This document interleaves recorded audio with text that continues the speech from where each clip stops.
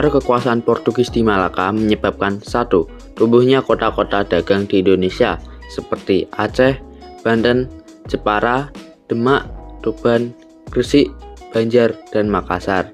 2. Tersebarnya agama Islam di Nusantara. 3. Selat Malaka menjadi sepi karena para pedagang tidak senang dengan kehadiran Portugis yang memonopoli perdagangan. Maluku jatuh ke tangan Portugis pada tahun 1512 dengan cara membantu kerajaan Ternate untuk melawan kerajaan Tidore. Sedangkan Tidore mendapat dukungan Spanyol mulai tahun 1521. Pada persaingan tersebut, Tidore kalah dan Spanyol harus menandatangani perjanjian Saragossa pada tahun 1529. Dengan kesepakatan, Spanyol harus meninggalkan Maluku menuju Filipina, sedangkan Portugis tetap di Maluku.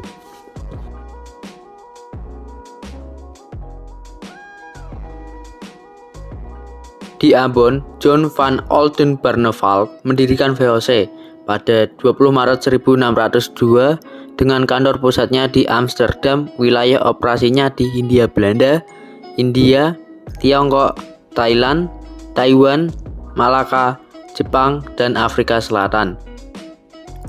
Latar belakang terbentuknya VOC yaitu terjadinya persaingan dagang antar para pedagang Belanda di Indonesia dan ancaman kongsi dagang EIC milik Inggris.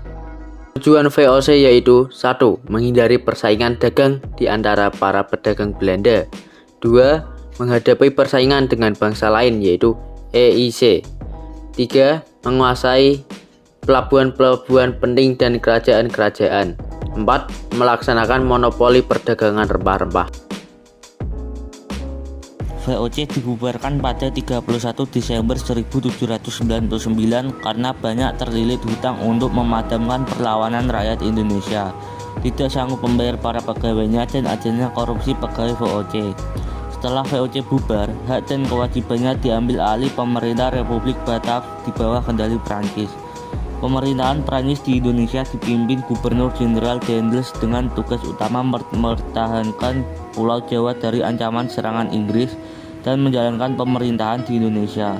Di masa Daendels banyak dibangun tempat-tempat pertahanan, diantaranya pembangunan pangkalan angkatan laut di Jawa Timur dan ujung kulon, pabrik senjata, jalan anyar Panarukan sejauh 1.100 km untuk memudahkan mobilitas tentara dan memperlancar perdagangan secara cepat dengan kerja roti. Sayang, Daendels dipanggil pulang ke negeri Belanda karena dianggap merugikan Belanda. Ia kemudian digantikan oleh Jensen yang lebih lemah. Akibatnya, ketika Inggris menyerang Pulau Jawa, pasukan Perancis kalah dan harus menandatangani kapitulasi tentang di Salatiga pada tahun 1811 dan menyerahkan Indonesia ke tangan Inggris. Gubernur Jenderal Inggris di India yaitu Lord Minto memerintahkan Thomas Stamford Raffles untuk memerintah di Indonesia sejak 19 Oktober 1811. Inggris menghapus perbudakan, kerja paksa, dan penyerahan wajib hasil bumi.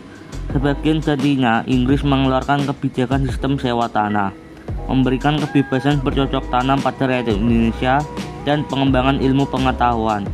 Kekuasaan Inggris di Indonesia berakhir setelah kekalahan Prancis di Eropa.